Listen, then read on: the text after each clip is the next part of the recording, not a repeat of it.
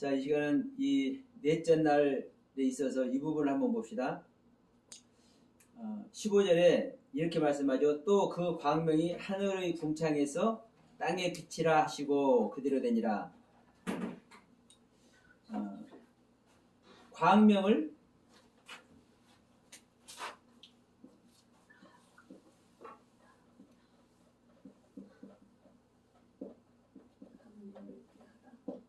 있게 하시고 이제 뭐라고 여기 있습니까?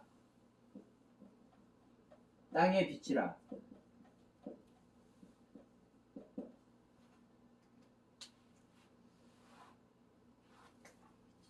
땅에 빛이라. 이 땅에 빛이라는 얘기를 좀 제가 하려고 해요. 아니, 광명이 있으면 해가 뜨면 땅에 비치는 건 당연한 거지 뭘 그거를 얘기를 따로 하냐 하실 수 있지만 그잖아요. 이게 상식이잖아요. 빛이 있으면 그냥 비치는 거잖아요. 이게 우리의 삶의 모습이니까, 현실의 모습이니까. 그런데 성경은 이 비치는 것도 그냥 비치는 게 아니에요. 하나님께서 빛이라고 하니까 비치는 거예요. 하나님께서 빛이라고 명령하는 것에 여러분 키포인트가 있는 겁니다. 왜냐하면 빛의 세계는 하나님의 세계입니다. 빛의 세계는 하나님의 세계예요. 또 하나님께서 주시는 말씀이기도 하고 하나님께서 주시는 은혜이기도 합니다. 그 하나님께서 주시는 말씀을, 그 은혜를 아무한테나 하나님은 안 줘요. 이제 예를 들어서 이 애굽 얘기를 제가 자주 하는데 이 애굽에서는 아무에게나 누구에게나 이 애굽에서는 아무에게나 누구에게나 주잖아요. 그렇죠? 누구에게나 하나님의 은혜 자체가 아무에게나 누구에게나 줘. 어떤 자에게? 하나님의 이름 아래 들어온 자에게. 즉 예수 그리스도의 이름을 부르고 있는 자에게. 그러면 이 영역 안에 있는 사람은 누굽니까? 사실은? 자, 그런데 이 애국을 벗어나면 광야에서 자, 아무에게나 은혜를 줍니까? 안 줍니까? 광야에서는 가나안 땅에 가나안 땅은 이제 얘기하고 말 것도 없고 이 애굽에서 나와서 이 홍해를 지난 다음에 이 광야에서는 광야도 자 말씀 어디서 받았어요? 시내산에서 받잖아요. 그러면 시내산에서 말씀을 주신 이유로 실제적인 광야 생활이 시작되잖아요. 그렇죠? 그러면 이 말씀을 주신 이유로는 아무에게나 누구에게나 하나님은 은혜 줘요, 안 줘요? 절대로 안 줍니다. 여기서 자 불평, 불만, 이 불평, 불만 하는 사람들 살려줘요, 안 살려줘요? 안 살려줘요. 불평, 불만 하는 것들은 다 죽어. 그러니까 얼마만큼 다 죽여버려요? 애굽 땅에서 나온 애들 다 죽어. 딱 한 명 놔두고.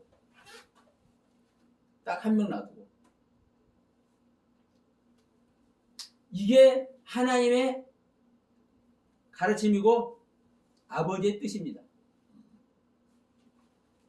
지금 넷째 날 얘기하는 겁니다. 예수 그리스도의 생명이 지금 창조되는 얘기합니다. 그럼 예수님의 생명이 창조되는, 그리스도의 생명이 믿는 자 안에 실제로 창조되는 이 이야기를 하는 거요. 그러면 이 이야기를 하면서 지금 하나님께서 광명을 있게 하셨어. 이 광명을 있게 하시고 이 광명으로 표현되는 이 말씀의 경륜을, 이 말씀의 은혜를 어디에? 땅에 빛이라는 거예요. 이게 여러분 우리가 그냥 이게 읽고 그냥 읽고 넘어가는 거요. 그러나 여러분 각자 안에 하나님께서 비춰지라는 말씀의 음성이 들려지길 소원합니다. 이게 비춰지면 뭐라고요? 비춰진 그 결실이, 열매가, 그 반응되어지는 세계가 나오는 거예요. 어디서? 내 안에서. 자연스럽게. 전자동 시스템에서 물건 나오는 것과 똑같은 모습으로. 내가 알라 할 필요도 없어요. 주님께서 비춰줘 버리면 그냥 아는 거예요. 금고 열면 그 금고 안에 있는 것 비밀 아니듯이 금고 닫아놓으면 비밀이잖아요. 뭐가 제가 금덩어리 하나 있으려나? 지금까지 뭐가 있으려나? 어떤 비밀의 문서가 있으려나? 궁금하잖아요. 큰 금고 갖다 놓으면. 근데 그걸 열어버리면 보이니까 비밀이 아니요. 우리 하나님께서요. 지금 넷째 날 돼서 광명이 나타나게 하고 이 광명을 땅에 비치라 할 때 우리란 땅에 비춰지면은 비춰진 세계만큼 비춰지게 하시는 그 은혜만큼 그냥 알아지는 거예요. 그래서 지금 다스려지는 거예요. 다스려져. 낮의 세계도 다스려주고 밤의 세계도 다스려주고 통치되는 거예요. 그러면 지금 조금 전에도 말씀드렸지만 전 시간에도 말씀드렸지만 큰 광명은 낮을 주간에 낮을 다스려. 내 안에 내가 실질적으로 말씀의 세계가 내가 신기해집니다. 다스려진다는 의미를 제가 지금 이 말씀을 땅에 비치는 것으로 말미암아 지금 제가 이제 말씀을 드리는 거예요. 땅에 비춰지면 다스려지면 지금 큰 광명이 낮을 주관하고 작은 광명이 밤을 주관하는 이야기도 지금 어디서 일어나는 겁니까? 이 땅에서 지금 일어나잖아요. 땅에서. 이 땅에 비춰지니까. 예? 그럼 이 땅에 비춰지니까 큰 광명이 주관하는 것도 작은 광명이 주관하는 것도 이 땅에서 일어나는 거니까 비춰져서 그것을 주관한단 말이에요. 그러면 그 주관하는 모습을 제가 잠깐 말씀을 드리는 거예요. 큰 광명이 낮을 주관한다는 건 뭐예요? 낮은 축복의 말씀이었고 우리에게 세워지는 말씀입니다. 하나님의 세계가 세워지는 말씀. 그러면 자 세워지는 말씀이면 쉽게 얘기해서 우리가 말씀이 분별되는 것으로 우리가 정의를 해볼 수 있죠. 우리가 그 성경 말씀이 분별되는 것만큼 우리의 세계는 실제적인 세계에 가는 겁니다. 그러면 말씀을 알았는데 잘못하는 말씀이 있을까요? 없을까요? 내가 겉사람 속사람 옛사람 새사람 이 내용이 제가 처음 거듭남의 은혜를 읽고 3년인가 3년 반 동안 있다가 이게 완전히 전체적으로 바꿔지는 듯한 그런 경험을 했다 그랬죠. 그러니까 그 안에서 겉사람 속사람 옛사람 새사람을 알고 정의된 부분이 있었어요. 근데 한 5년 정도 지났는데 이 선악과가 어떤 나무인가를 알게 할 때 이때 또 이게 완전히 그 기경되는 이걸 또 경험을 했어요. 이때 형상과 모양도 하나님의 형상과 모양이 이렇게 겉사람 속사람 이렇게 연결해서 이것이 하나구나. 이게요 이전에 알았던 것이 뭐가 달라져요. 그래서 저는 그전에도 이런 표현했죠. 삼위일체론 이것 빼놓고 저는 다 달라졌다고. 그러면 제가 처음 은혜를 입어서 자 첫째 날, 둘째 날, 셋째 날 이 은혜를 입을 때 생명이 잉태되는 셋째 날을 경험할 때도 나에게 정리된 말씀의 세계가 있을 것 아닙니까? 예? 그런데 그 세계가 넷째 되니까 큰 광명이 낮을 주관하니까 내 안에 세워진 말씀의 세계가 통치되고 지배되고 다스려진다. 실질적으로 다시 정정이 되잖아요. 그러니까 이 큰 광명이 낯을 주관해서 다스림의 세계가 있다라는 것이 그냥 현실, 내 안에서는요, 야, 그렇구나. 내가 내 경험상으로 볼 때 그런 일이 겪었는 거 보니까 이게 낯을 주관하는 모습이네. 근데 밤을 주관하는 모습도 보세요. 밤을 주관하는 모습도. 작은 광명은 밤을 주관하죠. 땅에 광명이 비치니까, 작은 광명이 밤을 주관한다니까요. 그러면 지금까지의 혼돈과 공허와 흑암을 고백을 하고 있었어도, 다만 내가 이걸 이런 상태로 내가 있어야 되겠다. 성경에는 수도 없이 나와. 네 자신을 부인해라. 그런데 제가 이 창세기 1장 2절 땅이 혼돈하고 공허하며 흑암의 기쁨이 있을 때 하나님이 쉬는 수면을 운행하시니라. 이 땅이 혼돈과 공허와 흑암을 고백하는데 이것이 우리가 하는 혼돈과 공허와 흑암이 아니라는 것을요, 제가 처음부터 알았겠어요? 거듭나고? 아니요. 이것은요, 한 7년, 한 7년 정도 됐을 경우 같아요. 이 창세기 1장 2절이 실제로 알아진 게.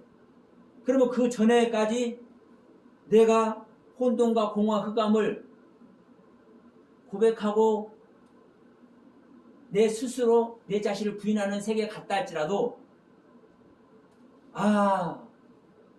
진짜 은혜 세계가, 내가 가지고 있는 은혜 세계가 이게 혼돈인 것을 그때 나는 알았어. 실질적으로. 그러니까 지금 이 밤이, 작은 광명이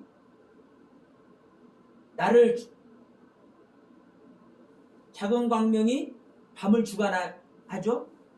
그러면 이 세계가 내 안에 내 세계를 내가 안다고 생각을 했는데 실질적으로 넷째 날에서 알아지는 세계는 다르잖아요.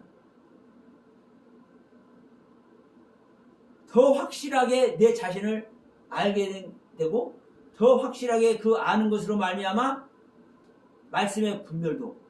자,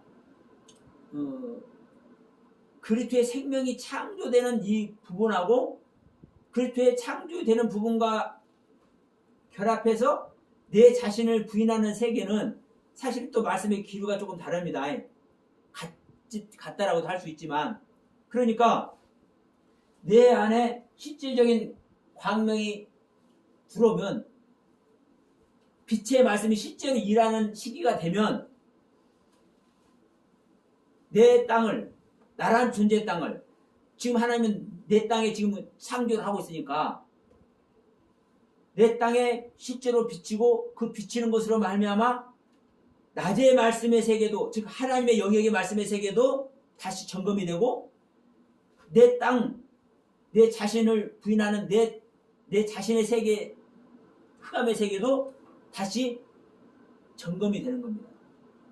그러니까 이게 제가 경험한 얘기를 지금 여러분 해드리는 거예요. 물론 여러분에게는 이러한 경험이 있게 될지 안 있게 될지는 몰라. 그러나 지금 성경에 기록된 이 내용이 어떤 내용인지를 제 경험을 통해서 여러분께 말씀을 드리는 거예요. 큰 광명이 있을 때, 작은 광명이 있을 때 왜 낮을 주관하는지, 왜 밤을 주관하는지. 큰 광명은 우리가 볼 때는 큰 광명, 해가 전부 다스릴 것 같지만 아니야. 큰 광명은 낮만 주관하는 거야. 밤을 주관 안 해. 하나님의 세계는 나의 세계를 절대로 주관 안 해. 이게 성경에서 지금 말씀하고 있는 거예요. 성경에서 하나님의 은혜를 받은 것만큼 내 세계는 내가 주관하는 겁니다. 그래서 내 자신을 버리는 권세도 나에게 있는 것이고 내 자신을 하나님께 드릴 수 있는 권세도 나에게 있는 거예요. 우리가 아무것도 할 수 없다고 이렇게 얘기를 하는 사람들도 많이 있지만 그것은 어느 한 부분만 얘기하니까 그래요. 우리는 아무것도 할 수 없어요. 내 자신은. 그러나 중요한 것은 내 자신을 구별하고 분별하고 내 자신을 버릴 수 있고 내 자신을 하나님께 드릴 수 있는 이 결정권자는 누군 거예요? 난 거예요, 나. 그래서 작은 광명이 밤을 다스리는 거예요. 여러분, 이게 여러분 그 작은 강면이 우리를 얘기하는 거예요, 그러면. 그렇죠. 우리를 예, 그 네 세계라니까 네 세계. 큰 광명은 하나님의 세계. 예, 그러니까 지금 말씀드렸지만 이 땅의 빛이라 이것은 자, 이 땅이라는 단어가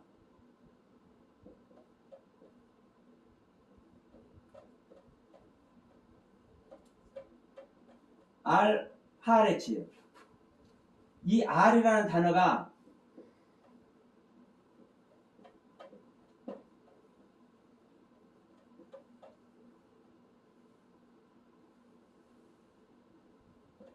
높음, 지존. 이 높음, 지존 이것은 누구한테 쓰는 겁니까? 하나님께 쓰는 거예요. 네, 이건 하나님께만 쓰는 거예요. 그럼 이 R이라는 단어가 이 오르다, 높아지다. 그래서 위를 얘기해요. 위로부터. 그렇게 성경 수많은 변형이 돼요. 그래서 이 R이라는 단어가 얼마나 많이 사용되는지 몰라요.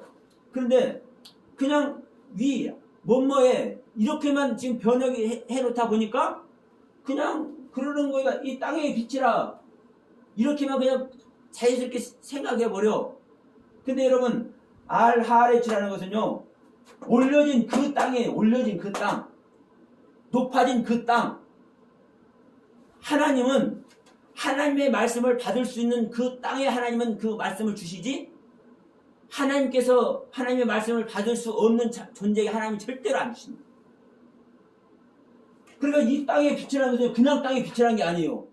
알하레츠, 높아진, 위에 있는, 위를 향하고 있는 그 땅, 그 땅.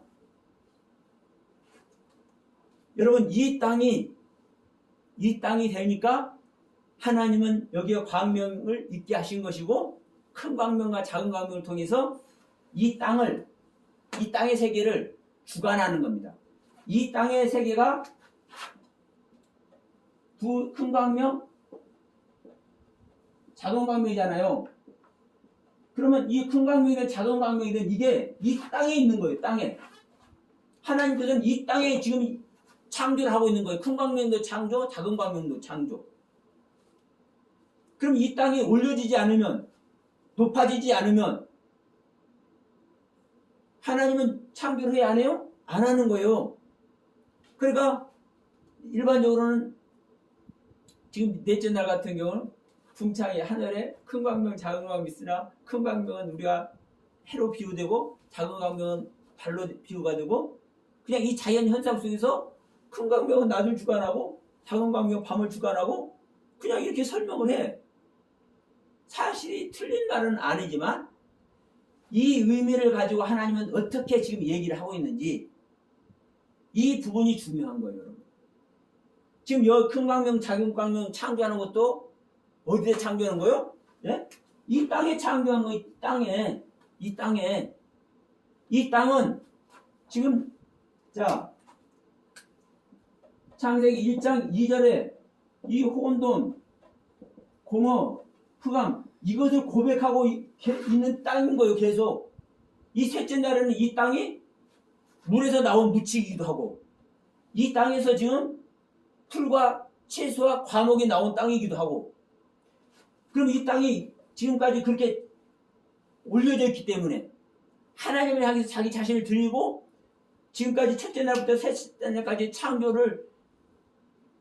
은혜를 계속 입고 있기 때문에 여기에 하나님은 광명을 있게 하시는 것이고, 이 광명 속에서 큰 광명과 작은 광명의 실질적인 일하심을 하나님이 있게 하는 거라고.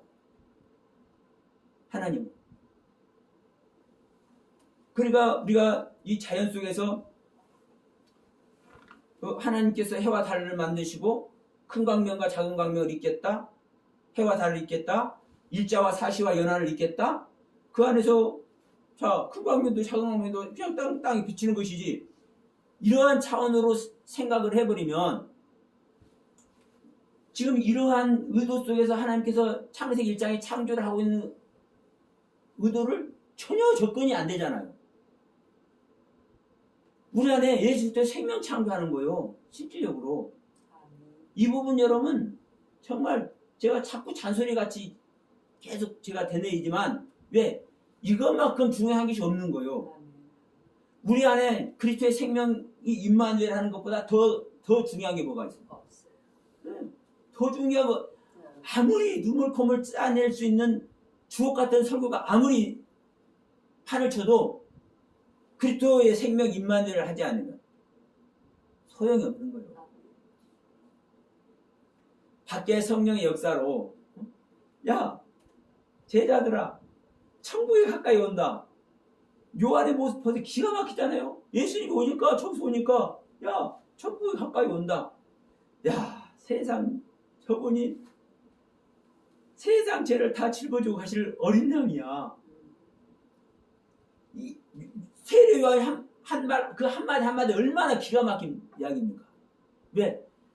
뱃속부터 성령 충만하니까 성령님과 동행하니까 그 말을 한다니까요. 안다니까요.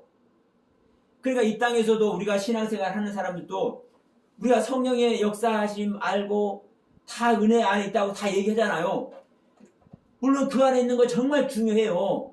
정말 중요한 것은 그 성령님이 실제 생명연합이 된 성령이냐 이 말이에요. 세례요한을 놓고 한번 보세요. 기가 막히잖아요. 근데 어느 날 되니까 감옥에 들어가니까 제자들 불러갖고는 야 오실 그이가 당신이냐 한번 가서 물어봐라. 모르는 거예요. 몰라. 성령이 떠나버리니까. 요 얘기도 똑같잖아요. 성령님과 동행을 하니까 하나님의 영과 동행을 하니까 악에서 떠날 만큼의 인정을 받을 정도로 아름다운 신실한 신앙생활을 한 거예요. 욥이.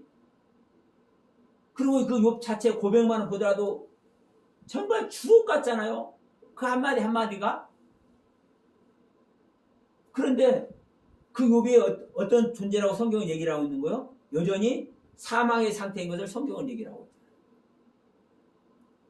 밖에 성령 아무리 역사하고 그 하나님의 은혜가 출중하다 할지라도 밖에서 경험되어지고 밖에서 만난 성령님의 세계는 우리를 실질적인 이 창세기 1장의 창조 속으로 들어오게 하기 위해서 밖에서 역사해 주시고 밖에서 만나 주시고 밖에서 선물 사탕 하나씩 주는 선물 우리에게 주는 용도로밖에 안 되는 거예요.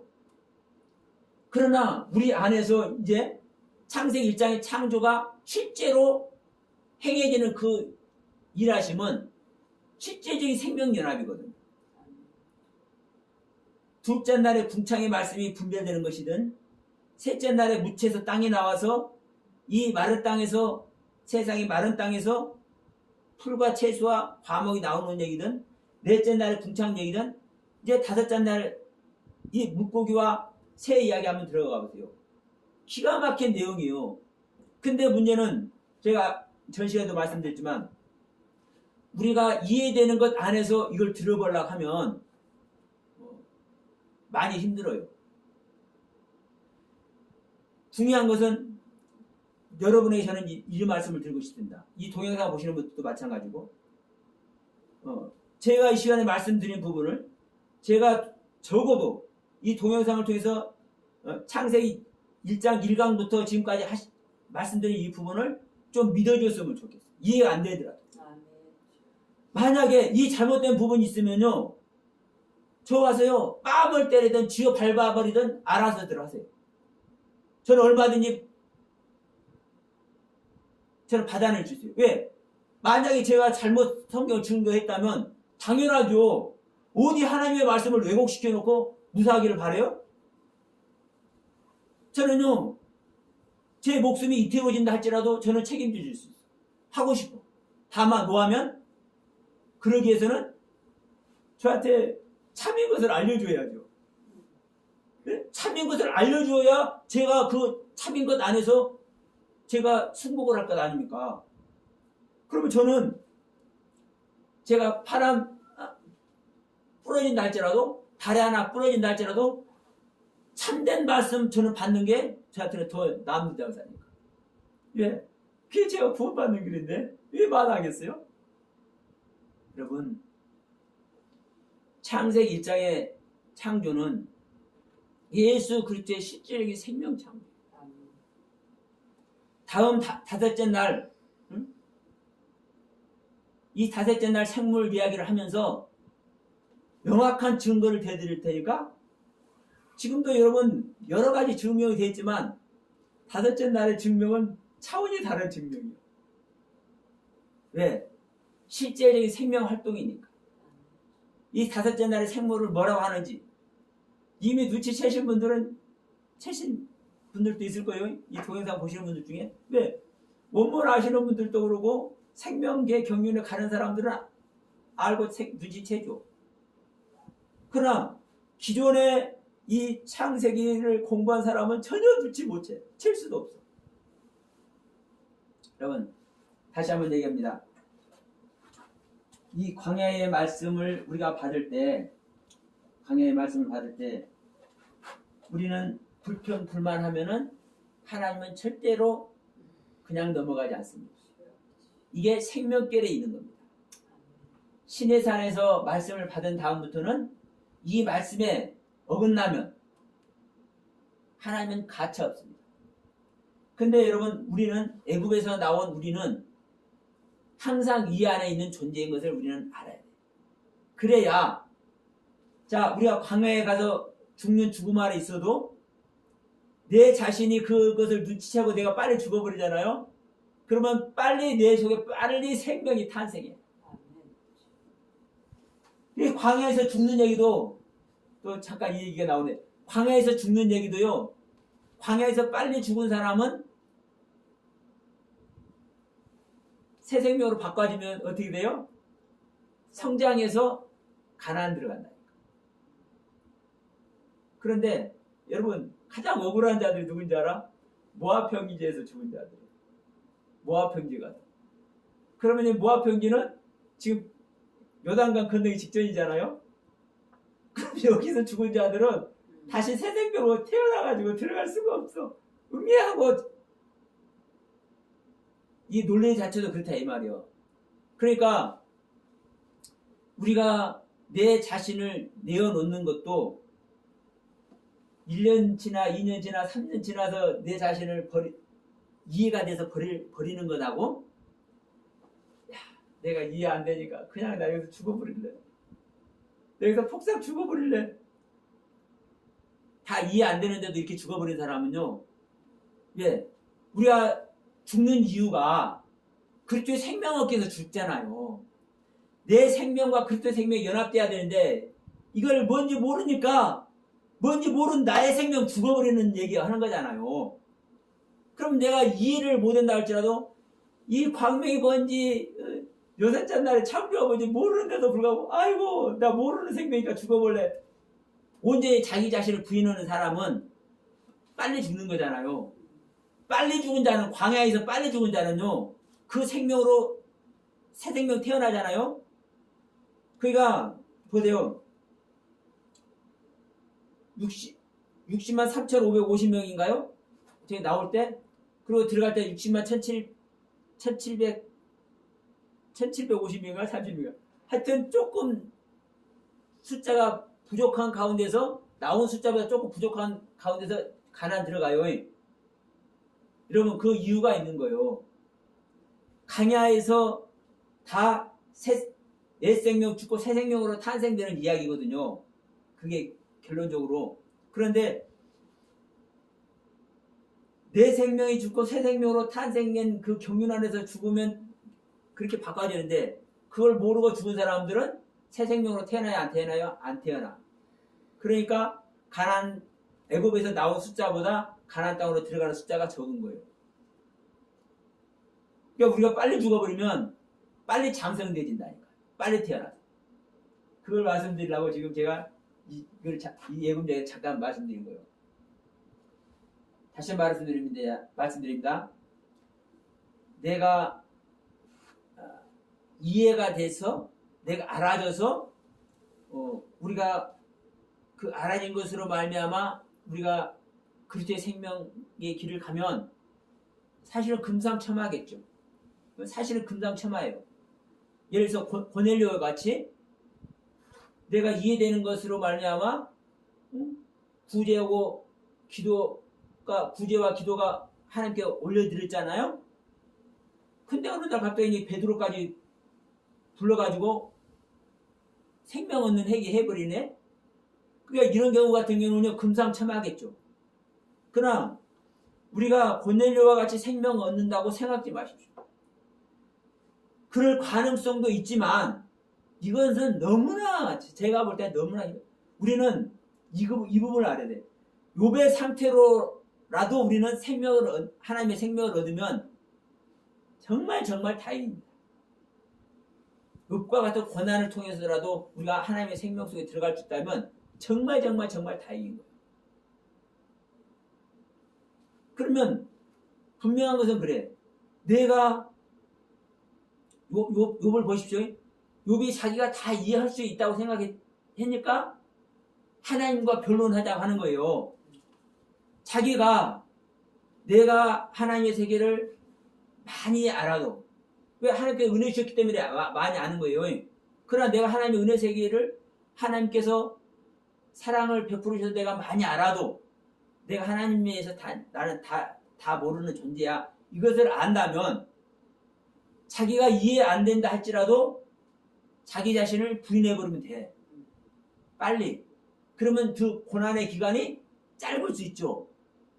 그런데 34장, 37장까지 욥은 끄떡지게 아주 그냥 고래심줄같이 버텨요. 자기 이해 안 되니까. 나 같은 나를 하나님께서 이게 고난 줄 하나님이 아니야. 그게 이해가 안 되니까 끝까지 버텨. 그러니까 끝까지 그 무지막지한 고난의 길을 계속 가는 겁니다. 내가 다 이해가 안 된다죠. 하나님의 말씀이 창세기 1장의 창조가 어떤 창조인지 다 이해가 안 된다 할지라도 그래서 제 말 한번 믿어보라 한 거예요. 여러분에게 이 동영상 보신 분들에게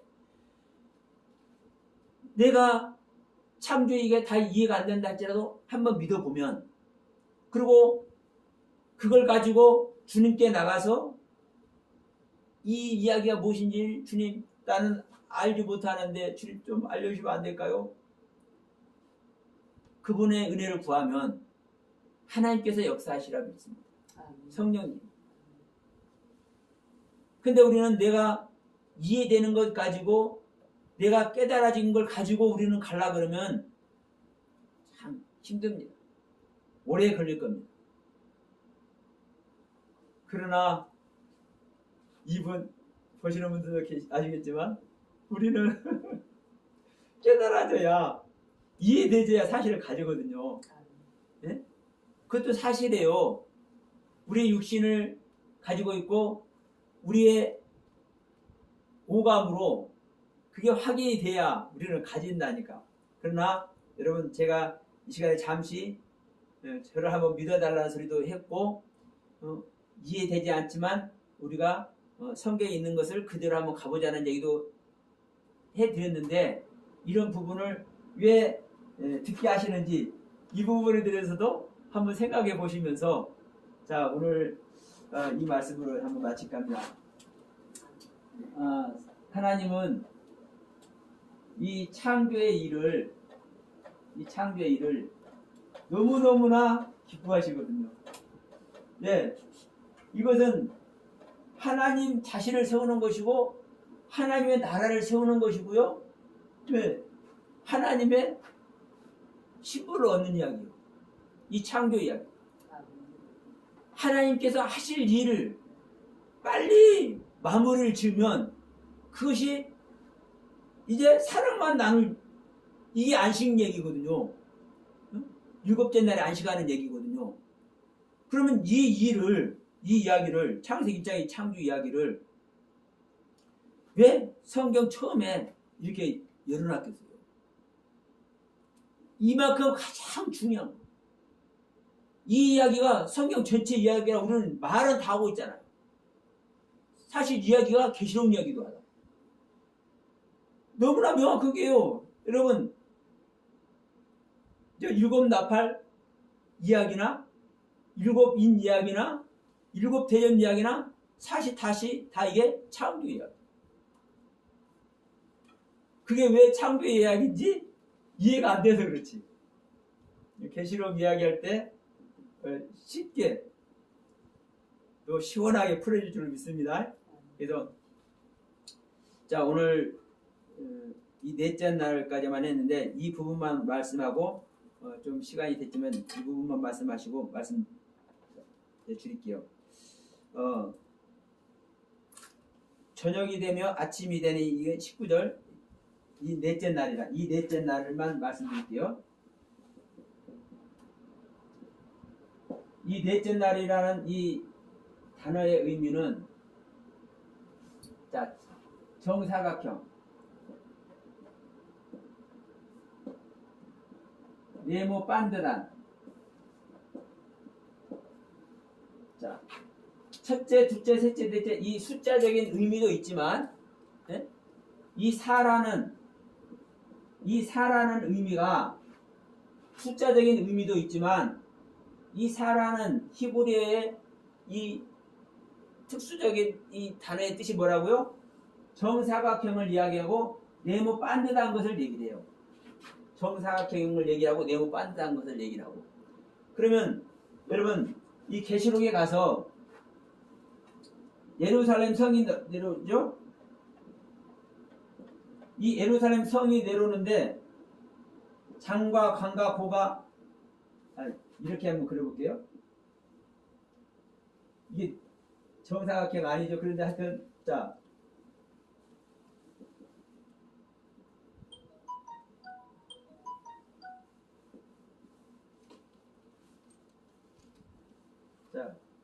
이제 이렇게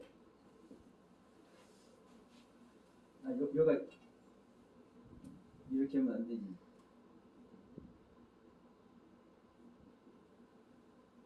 이렇게 들어봐.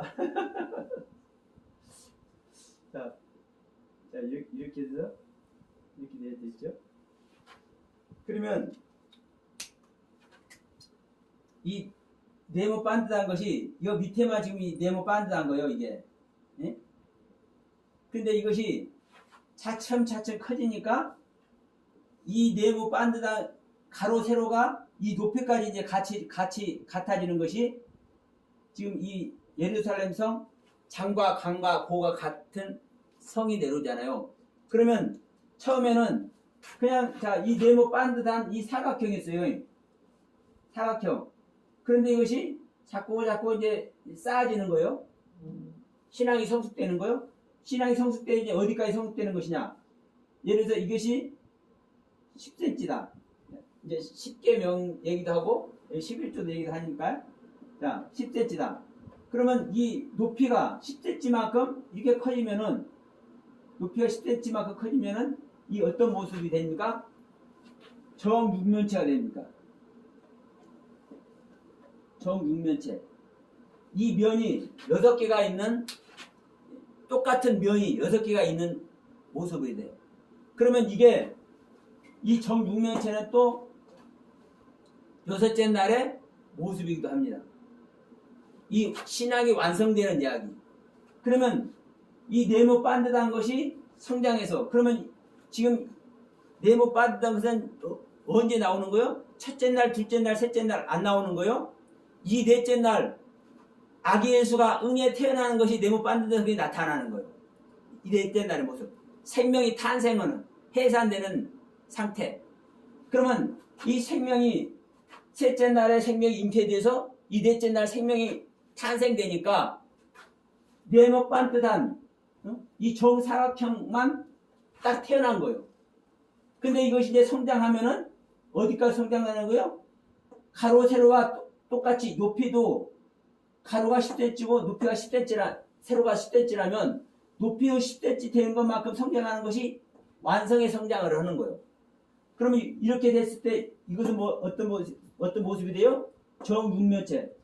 이 똑같은 네모가 몇 개 나타나는 거예요? 6개 나타나잖아요. 이쪽 저쪽 밑에 위에. 이것이 신앙의 완성인 거예요. 여섯째 날의 완성. 이것이 계시록 가면 새 예루살렘 성의 모습으로 실제로 얘기를 하고 있잖아요. 그러니까 실상의 생명이, 하나님의 실제적인 생명이 나타나는 것이 바로 이 넷째 날입니다. 이 넷째 날. 큰 광명과 작은 광명이 나타나는 날. 셋째 날에 잉태된 생명이 탄생하는 날. 다만 다섯째 날은 이 생명이, 넷째 날에 실제로 탄생된 생명이 이제 활동하는 거예요. 생명의 활동. 응? 이 다섯째 날에 생명의 활동을 실제로 시작하는 거예요. 그러니까 이 넷째 날의 모습을 그냥 우리가 첫째 날, 둘째 날, 셋째 날 이 숫자적인 넷째만이 아니라 이 숫자의 의미, 히브리어가 가지고 있는 이 숫자의 의미를 보면은 정사각형이고 네모 반듯한 것인데, 이제 이 부분은 이제 자 또 다른 그 표현을 보면 눕다, 함께 눕다, 동침하다, 이런 또 뜻을 가지고 있어요. 이 정사각형, 네모 반듯한 이 레비라는 단어가. 그러면 눕다, 함께 눕다, 동침하다, 누가 하는 거요? 네, 주님과 함께예요. 주님과 함께. 신앙이 이제 성숙해지면서 그 안에 들어가는. 그렇죠. 그러니까 제가 그랬잖아요. 첫째 날은 하나님의 생각과 내 생각이 하나 되는 것이고, 넷째 날은 하나님의 생명과 내 생명이, 실제적인 하나님의 몸과 나의 몸이 하나 되는 날이다. 그러면 하나 되니까 함께 눕잖아요. 이 뜻은 또. 그러니까 말로만 제가 이제 함께 눕는 것이다, 몸이 하나 되는 것이다, 이런 얘기를 한 것이 아니라 지금 똑같은 지금 의미를 이 단어 자체가 가지고 있는 거예요. 그래서 제가 이제 그런 말씀을 드렸습니다. 그래서 우리가 이 넷째 날의 상태는 실질적으로 빛으로 오신 우리 안에 입력된 말씀의 세계가 실제로 일하는, 사역하는 시기다. 그러니까 이 넷째 날을 넘어서 다섯째 날은 이 사역의 일이, 실제로 생명의 활동이 나타나는 날이다. 그럼 다섯째 날을 여러분들이 기대하시면서 오늘은 이 말씀으로 마치도록 하겠습니다. 고맙습니다.